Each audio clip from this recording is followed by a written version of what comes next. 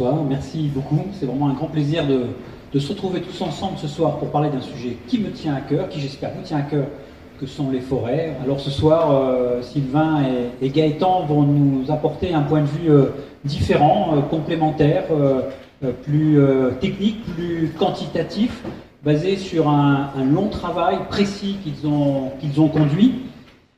Les forêts, vous le savez, globalement, et notamment celles qui sont en France, vont être au cœur d'enjeux cruciaux pour l'avenir face aux changements globaux et à leurs conséquences. Les exposés de ce soir vont vous apporter une analyse pointue sur un certain point de vue et sur certains de ces enjeux. Je suis convaincu parce que je connais en partie ce qui va être exposé, que ça va être un enrichissement très utile pour comprendre les débats actuels, je dirais presque les batailles qui sont en cours concernant l'avenir des forêts. Elles nous échappent un petit peu à nous citoyens, pourtant elles nous concernent tous, elles nous concerneront tous, et donc je trouve que c'est vraiment salutaire qu'on puisse partager ensemble ces informations et ces points de vue et en discuter. Voilà, je suis ravi, je vous laisse la parole.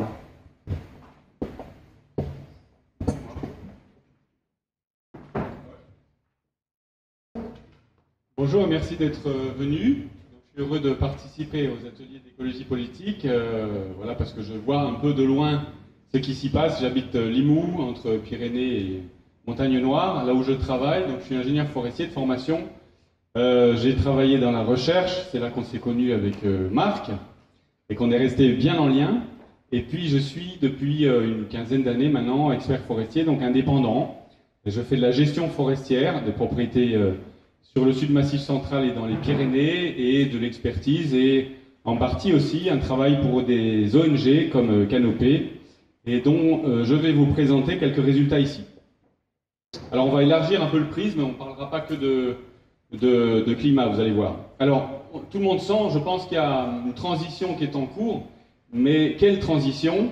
On est tous d'accord qu'un changement profond doit être réalisé dans nos sociétés. Il y a une transition déjà enclenchée, celle du climat, et une transition en attente, celle de nos modes de vie. Le dernier rapport du GIEC est si angoissant qu'il peut nous paralyser par impuissance ou par indifférence, et pourtant c'est bien maintenant qu'il faut changer.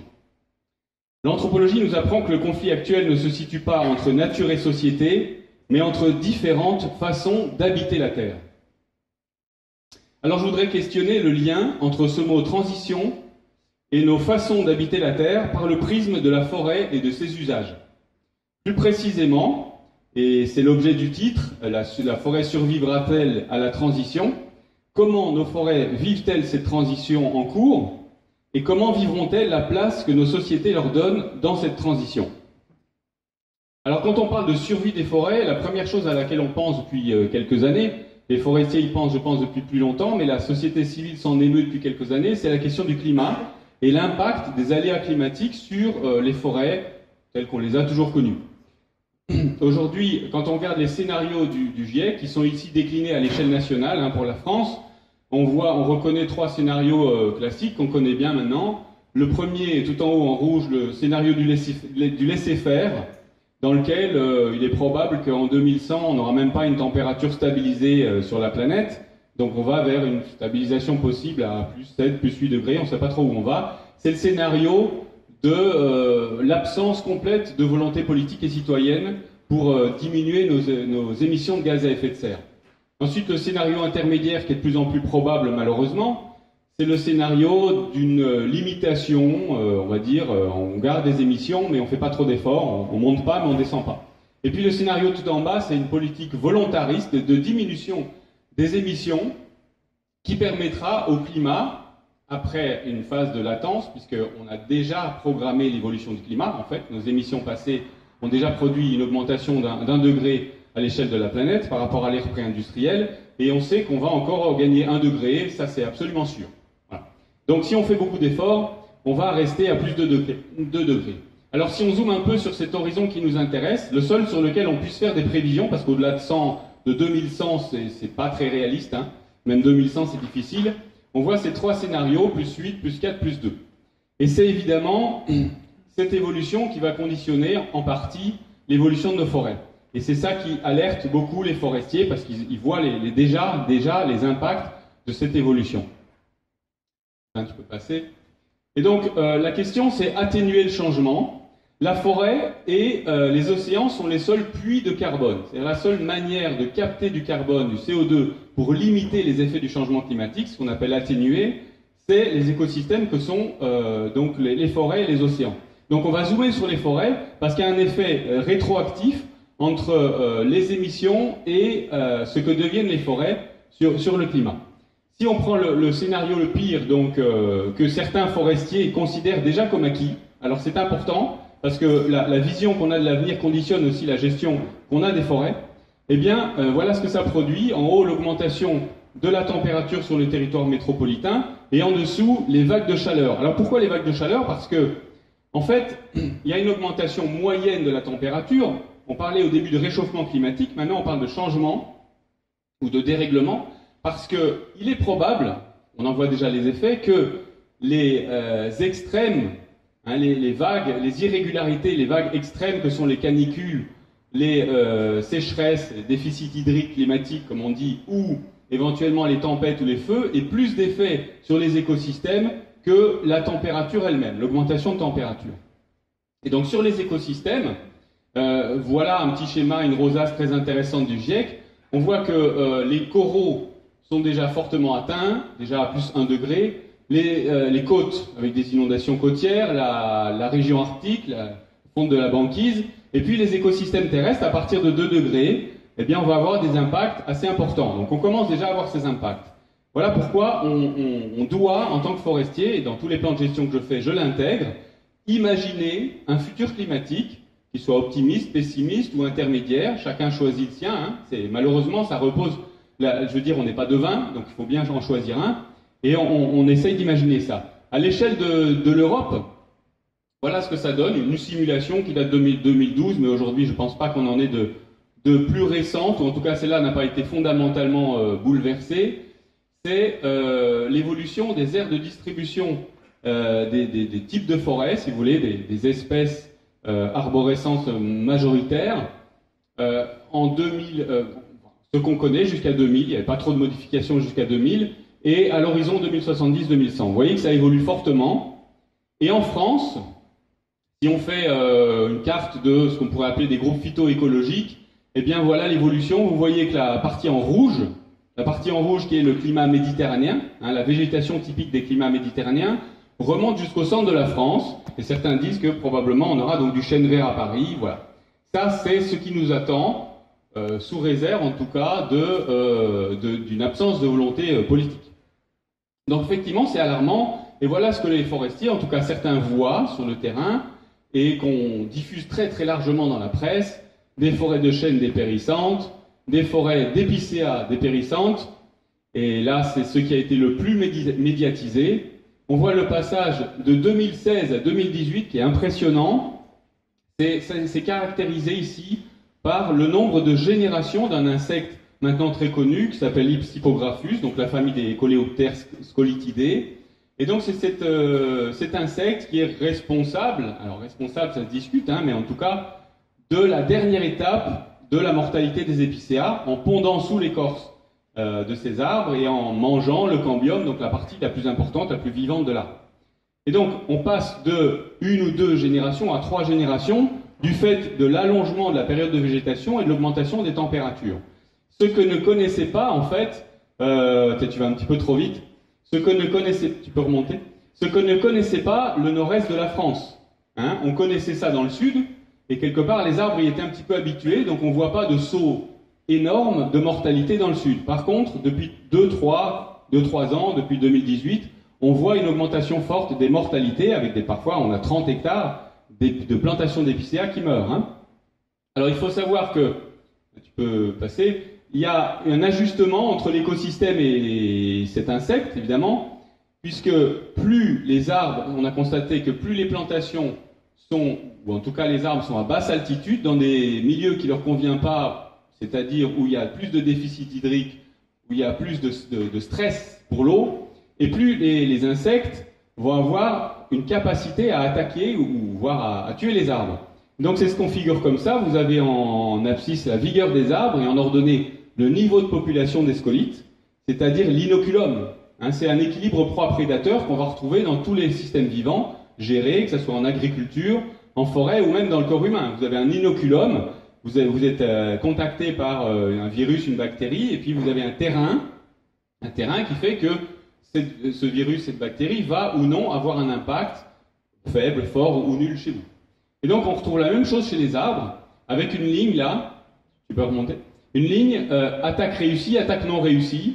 Et donc en printemps 2018, les arbres étaient assez vigoureux, puisqu'il avait bien plu avant, on va dire, et le niveau de scolyte était relativement bas, puisque s'ils avaient bien survécu, s'ils étaient en bonne santé, c'est qu'ils arrivaient à maintenir un niveau de population de ravageurs bas. Et suite à la sécheresse de 2018, le niveau de population a augmenté puisqu'ils ont réussi à attaquer les arbres, y compris des arbres un peu plus sains. Et donc résultat, ils arrivent, donc le niveau de population augmente, et vous voyez que quand le niveau de population est fort, même si la vigueur des arbres est assez élevée, il y a un impact important puisque il y a une sélection dans la population qui fait que même si un insecte sur 1000 parvient à percer l'écorce et à tuer l'arbre, eh bien, il y a un impact. Et donc, vous sélectionnez, comme en agriculture dans les monocultures, vous sélectionnez progressivement des souches d'insectes de plus en plus résistantes et de plus en plus capables d'attaquer des arbres en bonne santé. C'est ce qu'on appelle comment un nettoyeur devient, ou en tout cas prend le visage d'un ravageur. Pourquoi j'écris « prend le visage » Parce qu'en fait, ça reste un nettoyeur. C'est-à-dire, les espèces qui ont été plantées trop bas, eh bien, progressivement, l'insecte les élimine. C'est un équilibre naturel. Donc finalement, c'est un problème pour l'économie, c'est un problème pour le forestier, mais c'est simplement un processus naturel de nettoyage d'une espèce qui n'est plus à sa place. Alors, si on élargit un petit peu, la question c'est finalement, est-ce si grave? Parce que les scolytes, ça a été très médiatisé, ça fait peur, il y a de vrais dégâts, il y a eu 10 millions de mètres cubes depuis 2 ans, on n'a pas encore le bilan 2020, mais, alors soit dit en passant, ça représente un quart du volume qui a été mis à terre en 2 jours par la tempête Klaus en 2009. Donc voilà, c'est quand même relatif. Vous voyez, les tempêtes peuvent faire des gros dégâts, la fréquence est beaucoup plus faible, mais ce qui est beaucoup médiatisé, 10 millions de mètres cubes, c'est relativement bas par rapport à l'impact de tempêtes comme Klaus. Alors donc si on prend un petit peu de distance pour comprendre ce qui se passe au niveau sanitaire, ça c'est un diagramme très intéressant qui figure l'évolution des symptômes observés et attribués évidemment à un agent par la direction santé des forêts du ministère de l'Agriculture. Vous avez un petit schéma de la France qui figure les différents secteurs de la France, là représentés en hexagone, et quand c'est vert, il y a très peu d'impact, jaune, il y en a moyennement, et rouge, il y en a beaucoup. Et donc vous voyez que le rouge et le jaune se distribuent quand même de manière assez dispersée, et il est quand même difficile, on n'a pas l'année 2020, ça nous aiderait, mais il est difficile de repérer sur ces diagrammes une période, ou en tout cas la période 2018-2019, comme responsable de l'apparition de symptômes et de maladies ou de ravageurs flagrants. On voit plutôt des périodes qui sont 2000-2006 ou 2003-2006, liées aux sécheresses à ce moment-là, et puis une période un peu de creux où les forêts vont bien, parce que finalement c'est une sorte de tableau de bord de la santé des forêts, ça. Une zone où, donc de 2007, 2008, 2009 jusqu'à 2015, ça va bien, sauf pour la maladie des bandes rouges, qui est un problème assez mineur. C'est sur les pins, ça ne fait pas des dégâts énormes, dans les plantations de pins. Et donc, ce qu'on constate en 2018-2019, c'est finalement la sécheresse, qui aura des impacts, clairement, mais qui en a déjà sur les épicéas. Vous voyez, typographe de l'épicéa, là, on a du rouge, okay, principalement dans le nord-est. Donc, ce qu'on peut même supposer, certains climatologues ou forestiers le disent, c'est que on voit des vagues, 2000-2006, une vague de chaleur et de sécheresse, 2007-2014, une vague d'humidité, et puis 2015-2020, une période de sécheresse et de chaleur. Et on se demande si en 2021, on n'est pas déjà en train de rebasculer, on verra, dans une période plus humide, puisque l'année, en tout cas nous, le forestier, on le sait, puisque quand il pleut, quand il fait humide, il est difficile de travailler en forêt. Pas parce que les forestiers ne savent pas travailler sous la pluie, mais parce que sinon on bousille tout. Et donc, cette année est plus fraîche, plus humide. Donc, il est possible, c'est une hypothèse, il est possible qu'il y ait quand même des cycles. Au-delà d'un mouvement général de changement climatique, il y a peut-être des cycles chauds, froids, secs, humides, voilà, qui se marquent par l'évolution des maladies. Oui, alors en fait, ça pose la question du risque, c'est-à-dire quel risque courons-nous face au changement climatique? Alors avec Sylvain, on est en train de rédiger un rapport un peu compliqué qui, j'espère, va être fini dans un mois peut-être, sur l'adaptation, sur les modalités de gestion forestière en adaptation au changement climatique, et ça pose vraiment cette question-là. Quel risque courons-nous? Quel risque courons-nous face à ce qu'observent les forestiers ou la société civile, le dépérissement des forêts? Il y a d'abord de l'émotion. En fait, en général, d'abord, on est très ému, on est triste. C'est des choses qu'on partage entre forestiers aussi, nos émotions, heureusement. C'est pas toujours facile, mais ça se partage. Et ensuite, il y a une forme d'angoisse, c'est-à-dire qu'on gère des forêts depuis longtemps, on les voit mourir, c'est très difficile, voire on les a plantées. Et puis, on passe aussi, c'est un peu comme les phases du deuil d'Elisabeth Kubler-Ross, si vous connaissez. On passe par une phase de négation, pas tous, mais c'est-à-dire mais non, c'est pas vrai, voilà, un peu climato-sceptique, tout s'arrangera tout seul. Et puis une phase d'indifférence, où bon, tant pis, je m'en fous.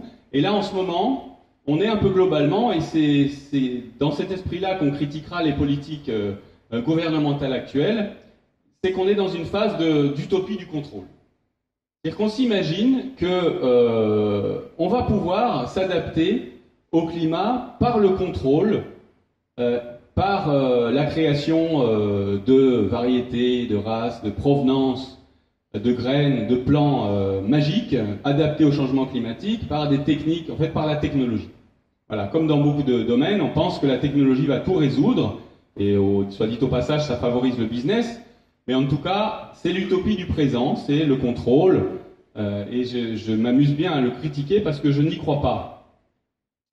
Donc, dernier transparent. En fait, la vérité, c'est que interroger le risque, ça demande de comprendre l'aléa, caractériser l'aléa, c'est-à-dire le changement climatique, mais aussi comprendre la vulnérabilité, pourquoi le changement climatique réussit à avoir un impact sur les forêts et sur les arbres. Et puis s'il y a un impact, si on n'était pas là, en résumé, l'impact, la nature s'en débrouillerait bien. Moi, je critique ouvertement, et on peut en parler, l'idée selon laquelle les forêts ne ressembleraient à rien et dépériraient si l'homme n'était pas là, si l'homme ne les gérait pas. C'est complètement faux, voilà. Mais malheureusement, c'est très répandu dans le monde des forestiers, c'est en train d'évoluer, vraiment, ça évolue assez vite. Mais il y a encore 10 ans, c'était peut-être 95% des forestiers qui pensaient comme ça. Parce que ça donne un sens au métier. Moi, je pense que notre sens, il doit être trouvé ailleurs. Voilà, on pourra en parler. Donc, la dernière question, c'est l'impact. C'est l'impact.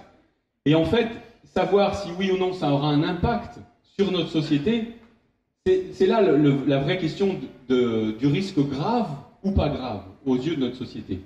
Donc, interroger les risques, ou le risque, c'est-à-dire dépasser la peur et l'immobilisme ou la paralysie face à l'aléa, c'est comprendre la résilience de l'écosystème, qu'est-ce qui fait la vulnérabilité, la fragilité d'une forêt, et c'est comprendre la vulnérabilité de la société. Pourquoi ça nous fait peur, le changement climatique? Parce que nous sommes vulnérables, comme les arbres, mais aussi parce que nous avons besoin, à plusieurs titres, des forêts. Et là, je vais un petit peu détailler les besoins que la société impose ou propose aux forêts, en tout cas. Les fonctions qu'elle lui donne viennent de ces besoins. Il y a d'abord un besoin matériel, la biomasse comme source d'énergie renouvelable. Vous voyez ici l'évolution de la part des énergies renouvelables dans la consommation finale. En haut, c'est un camembert sur la production actuelle des énergies en France, et pas la production, la consommation, pardon. Et l'objectif qu'on s'était fixé pour 2020. Donc on est loin d'atteindre l'objectif, tout le monde le sait, l'Europe le dit, voilà. Donc on est loin, et aujourd'hui il y a une forme d'accélération. Le changement climatique, les dégâts sur les forêts nous poussent à ça aussi. On dit c'est pas possible, il faut accélérer. Et ça on pourra en parler très très bien avec Sylvain qui connaît mieux le sujet que moi. Aujourd'hui, le vivier, ou Solagro ou Négawatt qui sont dans la salle certainement, en tout cas il y a plusieurs personnes qui connaissent bien ce sujet, je crois. Le vivier, la marge possible de production d'énergie continue, c'est-à-dire à la demande, c'est principalement la biomasse aujourd'hui. Hein, ça pourrait être le solaire, mais il n'y a pas une vraie volonté politique, c'est quand même compliqué. Apparemment, l'hydraulique c'est un peu limité, etc. Bon, je ne vais pas détailler ça, mais donc la stratégie nationale bas carbone, tu peux cliquer, elle mise surtout sur la biomasse. Et la biomasse, c'est principalement le bois des forêts. Donc, grosse demande, énorme demande. Ensuite, le bois comme usage non énergétique, pardon. Et donc là-dedans, on va classer la construction, l'ameublement, mais aussi le transport, les palettes. Hein, les palettes, c'est un gros débouché pour le bois, c'est bizarre, mais c'est comme ça, donc ça, c'est l'économie mondialisée. Et les pâtes à papier, et puis il y a des petits débouchés, on va dire, secondaires. Mais ce qui est figuré là sur le graphique, c'est l'export par rapport à l'import. Hein, donc, un des arguments importants de l'augmentation de la récolte de bois en France, c'est ce diagramme-là, c'est de considérer que la balance commerciale, et je dis bien commerciale, est déficitaire. Ce n'est pas la balance en matière. Si on l'écrivait en matière, ça donnerait un autre diagramme. Mais on parle toujours de balance commerciale. Donc derrière la balance commerciale, il y a la matière, mais il y a aussi la plus-value faite sur le territoire. Quand on exporte du bois en Chine, on l'exporte quasi-totalité, puisqu'on le fait malheureusement en France, on le fait en quasi-totalité en bois brut, en bois rond. Donc la plus-value n'est pas sur le territoire, donc évidemment, c'est très mauvais pour la balance commerciale.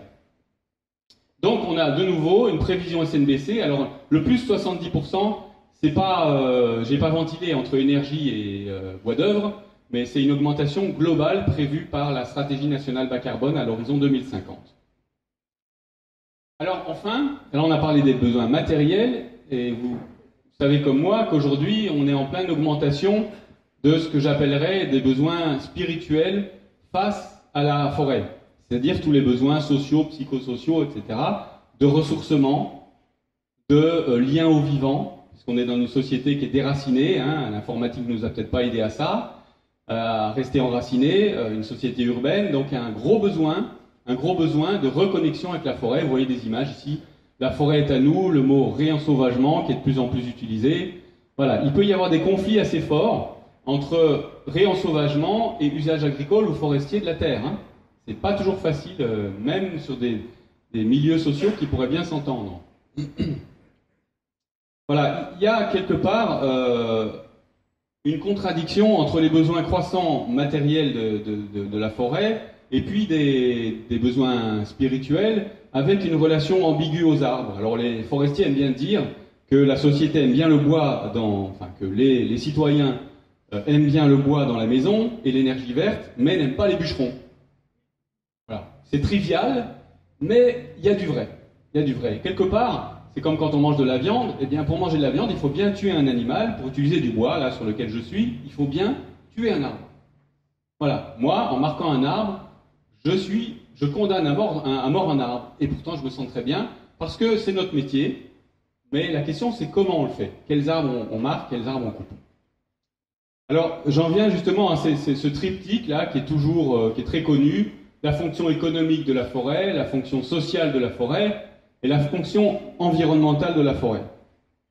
Alors ces trois fonctions sont en tension aujourd'hui. On parle de multifonctionnalité sans arrêt, mais c'est beaucoup de discours et pas beaucoup de pratiques. Je vais être un peu méchant, mais c'est difficile à mettre en œuvre. Et les lois, voilà, ça tourne autour du pot, mais voilà, et puis il n'y a pas toujours les moyens pour les contrôler, etc. C'est des fonctions aujourd'hui en tension. Il ne faut pas se cacher, c'est compliqué, c'est comme en agriculture. Hein, produire aujourd'hui du bois ou des aliments à un prix raisonnable pour le consommateur en respectant toutes ces fonctions-là, c'est vraiment compliqué. C'est un métier compliqué. Voilà. En réalité, vas-y, la suivante, voilà. En réalité, je vais complexifier un petit peu ce diagramme en disant que la fonction écologique, on peut la partager en deux. La régulation des risques naturels, dont le climat, hein, la régulation du climat par le puits de carbone et puis des risques naturels, et biodiversité et fertilité. Et je mets volontairement biodiversité et fertilité au centre, parce qu'en réalité, ce qui permet toutes ces fonctions, c'est l'existence d'un écosystème durable. Et il n'y a pas d'écosystème durable sans biodiversité et sans fertilité des sols. Donc le fondement, si vous voulez, le fondement de toutes les fonctions de la forêt, c'est le maintien à long terme de la biodiversité et de la fertilité. Et quand on sépare les fonctions, encore une fois, voilà à quoi on arrive. On est en plein dedans aujourd'hui. La logique de compensation. La logique de compensation, la sectorialisation de l'espace. On a des forêts pour promener son chien et pour se sentir bien, des forêts pour la biodiversité, des forêts pour la production, et surtout, ne venez pas emmerder les autres dans la forêt qui n'est pas à vous. Et puis on va essayer de compenser, c'est-à-dire on va massacrer une forêt d'un côté, et puis on va créer des réserves naturelles de l'autre, comme ça, voilà. La logique de compensation, ça mène à une impasse complète. Aujourd'hui, il n'y a aucune preuve que ça marche, et je ne sais pas comment on établirait, parce que la preuve, elle s'établirait sur des siècles en forêt. Non, il faut remonter, s'il te plaît. Et donc, c'est progressivement, ça dissocie ces trois fonctions, ça écartèle la forêt, et ça va faire perdre la biodiversité et la fertilité, si vraiment on pense en termes de compensation et de séparation de ces trois fonctions. On va faire une ingénierie climatique avec de la technologie polluante. On va faire, pour rassurer les gens, pour qu'ils se sentent bien, on va faire du divertissement, de la réalité augmentée. Je ne sais pas ce qu'on va inventer encore pour leurrer les gens, pour qu'ils se sentent heureux artificiellement. Et puis, on va faire de la liniculture avec une production de bois sous perfusion d'engrais, de pesticides. Ça existe déjà, c'est possible. Voilà, on va vers ça dans certaines forêts. Donc voilà à quoi mène la logique de compensation. Alors, voilà un exemple. Moi, je suis peut-être un peu méchant avec ce projet. Il y a peut-être une bonne intention au départ, mais séparer les fonctions dans l'espace ne réglera rien. Et cet exemple, pour moi, est une bonne illustration. En fait, quand même si on dit à l'échelle de la planète, on va laisser 50% de la forêt ou des espaces dits naturels à la nature, et puis on va consacrer 50% à l'homme, eh bien voilà ce que ça donne. C'est-à-dire, vu les besoins qu'on a gigantesques, on va avoir des forêts de plantation partout, il y a un lobby pour ça. Et puis, de l'autre côté, on va avoir des forêts abandonnées, alors qui seront bien pour la biodiversité, je ne conteste pas ça, la libre évolution, c'est nécessaire, c'est très bien, mais c'est pas durable à mon avis. Ça rejoint les oppositions en noir et blanc de François Terrasson, entre exploitation et protection, nature et culture, travail et loisirs, semaine et week-end, etc. C'est une schizophrénie qui saucissonne nos vies et nos cerveaux. Alors, séparer les fonctions et compenser permettra certainement de continuer le business, mais pas d'atteindre la durabilité. Dans la séquence qu'on connaît bien maintenant, éviter, réduire, compenser, on approfondit rarement, malheureusement, éviter et réduire, car en fait, vous avez une traité de complotiste, mais détruire puis réparer, ça fait plus de business, ça fait plus d'activité économique que simplement éviter et réduire. On crée de l'autonomie, donc voilà, ça fonctionne tout seul. Et si compenser était vraiment une solution climatique, alors petite blague, après avoir créé des vaches OGM qui ne pètent pas, il faudrait questionner nos émissions, c'est-à-dire étant dans l'impossibilité d'éviter et de réduire en tant qu'être humain, je devrais être dans l'obligation de compenser à chaque respiration. Alors, je vais parler un peu des impacts de l'exploitation forestière sur le climat, sur la biodiversité. D'abord sur le climat. Voilà une image qui est propagée par certains membres de la filière bois, dont je fais partie, mais c'est un schéma que je conteste évidemment, qui présente la forêt naturelle comme une forêt qui va d'abord capter du CO2, et puis à un moment donné, quand les arbres commencent à mourir, eh bien tout le CO2 va être émis par la décomposition, et puis donc le bilan est nul, évidemment. Donc, puits de carbone égale 0. Et en dessous, la forêt cultivée, on capte du carbone, puis on récolte les produits, et il n'y a jamais d'émission de CO2. Il n'y a pas de rouge, il n'y a pas d'émission de CO2, parce que bien entendu, les produits, même quand c'est du papier, ou je ne sais pas comment ils ont inventé ça, mais ça dure 1000 ans, 2000 ans, 100 000 ans. Incroyable. Donc malheureusement, ce genre de diagramme existe encore, et il faut déconstruire ça, c'est assez compliqué.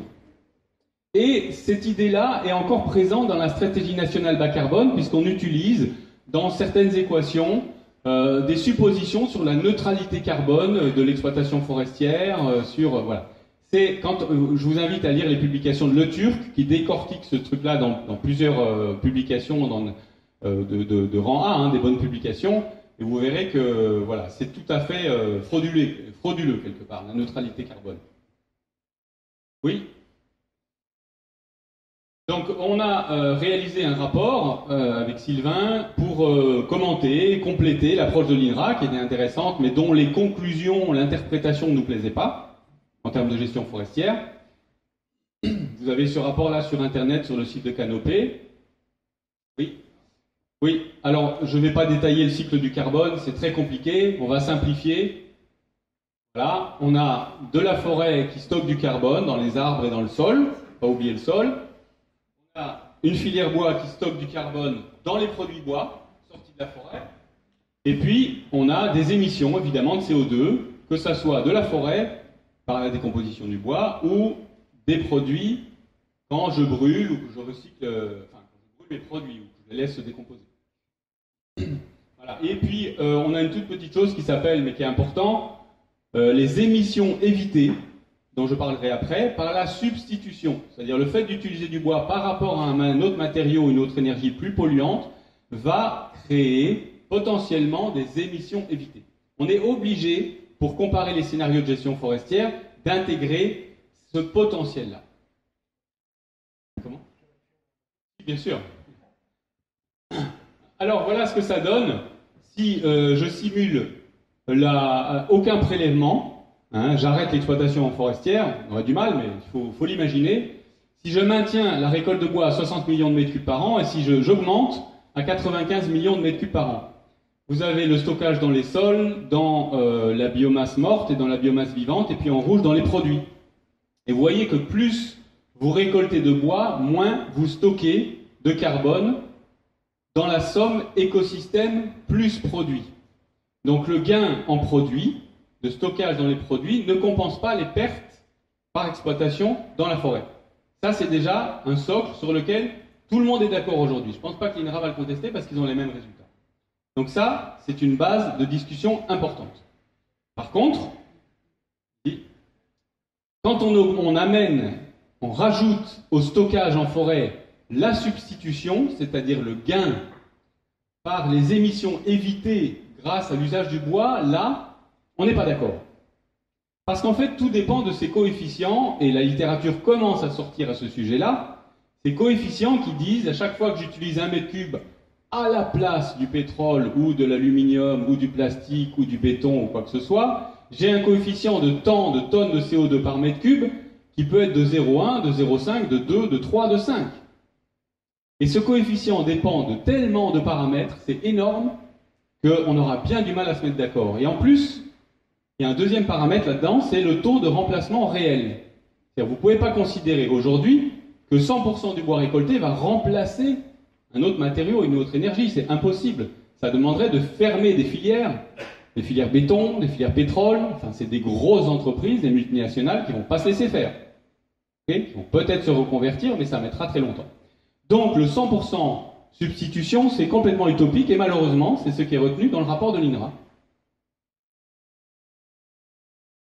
Alors je fais un petit zoom sur ce que pourrait donner à l'horizon 2100 le maintien d'une récolte promue par la SNBC, je suis même gentil, j'ai fait moins, eh bien ça transformerait progressivement la filière dans un scénario climatique optimiste, hein. Donc pessimiste ça serait pire, ça transformerait le système forêt-bois, forêt-filière, en source de CO2 plutôt que puits. C'est un risque qui est pris très au sérieux par les publications internationales. C'est pris très au sérieux. Donc là, on est devant un défi énorme. Voilà. Alors, ça, c'était l'impact sur le climat. En 2-3 transparents, 2-3 dias, l'impact sur la biodiversité. Ça, c'est un gros sujet. Il y a des gens très spécialistes de la biodiversité dans la salle. Je ne vais pas m'avancer là-dessus. Donc, la forêt, ça fonctionne, forêt naturelle, ça fonctionne comme un cycle. Et ce que fait le forestier, c'est ça. Couper le cycle. Tout simplement. Alors, on coupe, on retient un quart, un tiers, la moitié, mais jamais plus que la moitié. Tout simplement parce qu'il y a une partie du cycle qui ne nous intéresse pas, c'est la mortalité et le chaos qui suit la mortalité et qui reproduit un écosystème avec des arbres à bois intéressants. Donc cette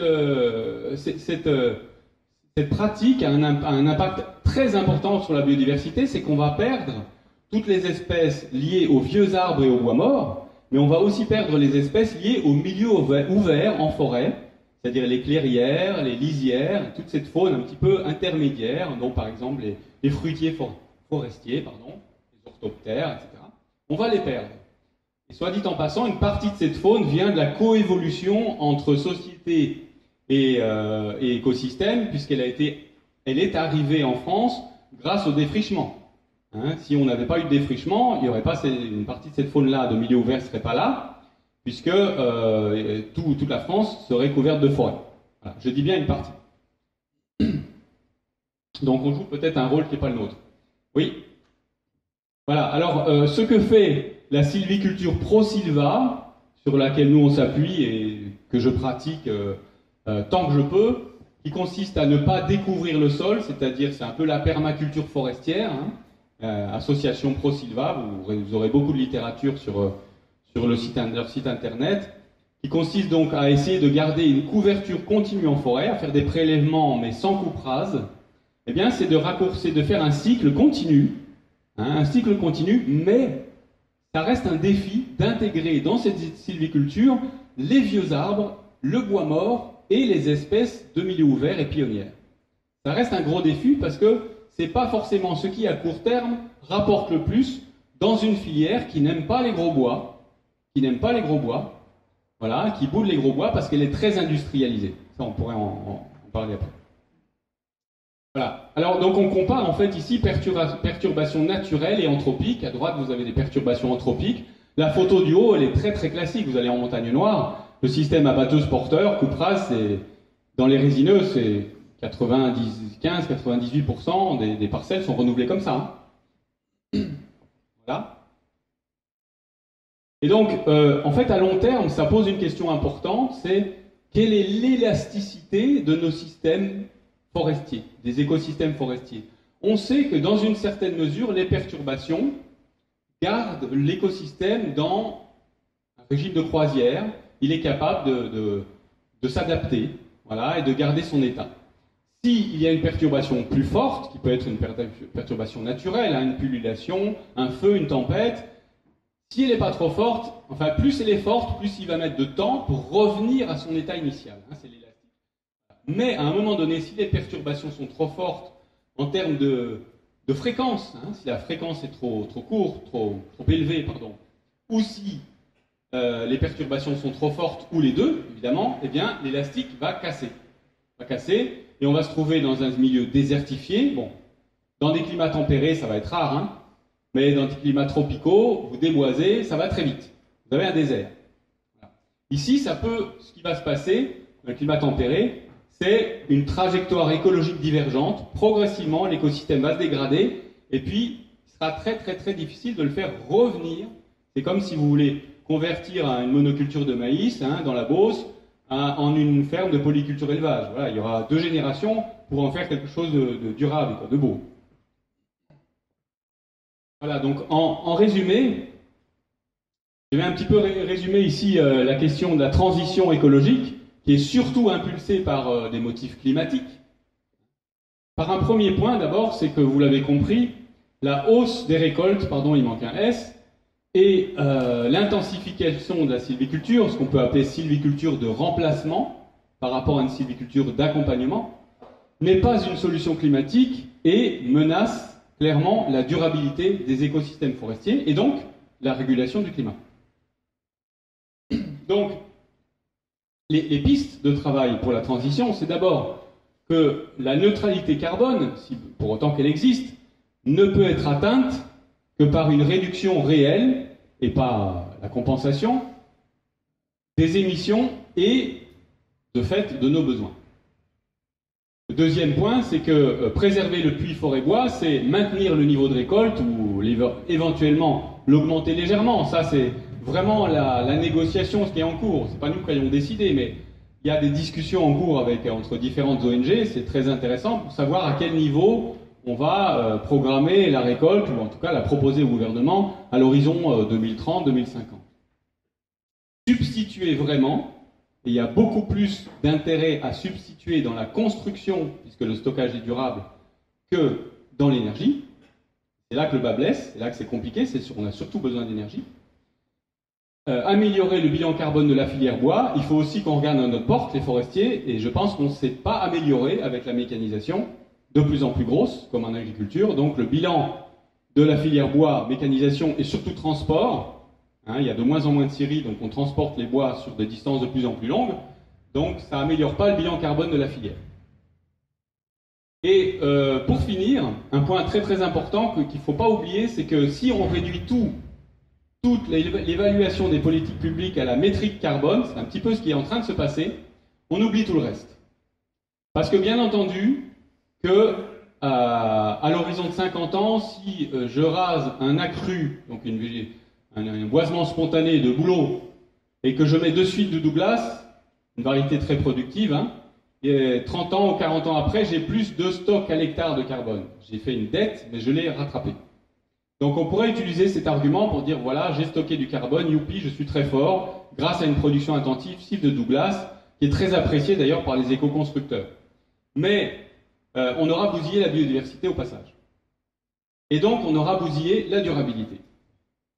Donc c'est un sacrifice du long terme pour le court terme.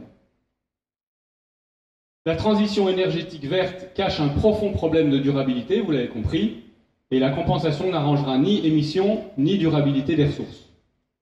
C'est un gros sujet aujourd'hui, la compensation. Voilà, alors ce choix, hein, sur le terrain, et je terminerai par ça, je crois, que... Encore 4, j'ai certainement été un peu long. Je terminerai par un zoom un petit peu sur ce que vivent les forestiers sur le terrain pour arriver à faire cette transition en cohérence avec la biodiversité et la fertilité.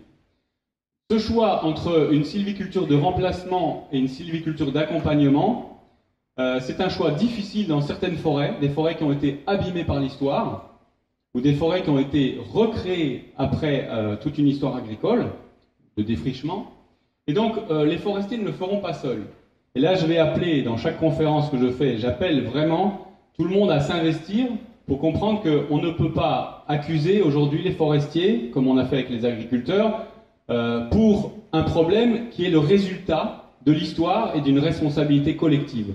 On a laissé faire l'industrialisation de la filière bois, on a laissé fermer les petites scieries, on a laissé les bûcherons être mal payés, ce qui a appelé la mécanisation.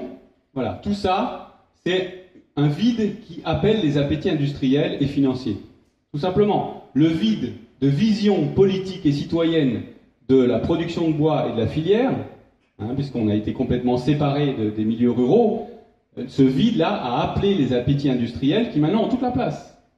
Donc aujourd'hui, c'est aussi aux consommateurs d'appuyer cette transition-là des modes de gestion forestière, et je vous donnerai quelques pistes, peut-être encore plus dans la discussion après. Oui. Voilà ce que vivent les forestiers. Ils doivent faire, comme je l'ai dit, avec l'histoire, une histoire de défrichement, de reboisement, de fonds forestier national. Je pourrais vous expliquer ça. C'est un diagramme très intéressant. Ils doivent faire avec Sylvain. Ils doivent faire avec les réalités foncières qui sont très méconnues du grand public. Mais en fait, dans la forêt, la propriété est encore plus, elle est très morcelée, ce que tout le monde vous dira. La propriété forestière est très morcelée. Il y a 3,5 millions de propriétaires, donc ça fait une moyenne de, je ne sais plus, 2 hectares, même pas, par propriétaire. Donc énormément de tout petits propriétaires qui ne savent même pas où sont leurs parcelles. Mais ce qu'on ne dit pas, c'est qu'il y a aussi une minorité de très gros propriétaires. Et qu'une bonne partie de la surface de forêt française aujourd'hui, c'est ce qui se situe à droite, là, en vert, ce sont les gros propriétaires.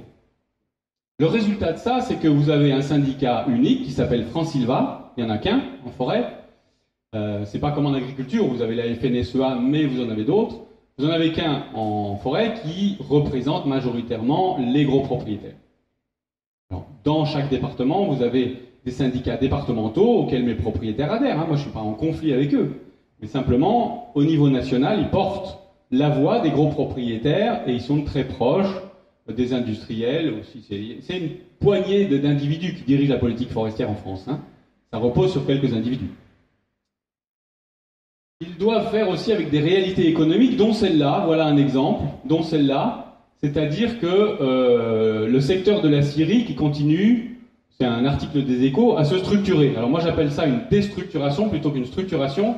Le fait de passer en 1960 de 15 000 scieries à 1000 scieries en 2020, moi j'appelle ça la déstructuration du tissu économique, hein, puisque ça engendre par exemple des transports et du gaspillage, et voilà, des gros bois qui sont plus valorisés, etc.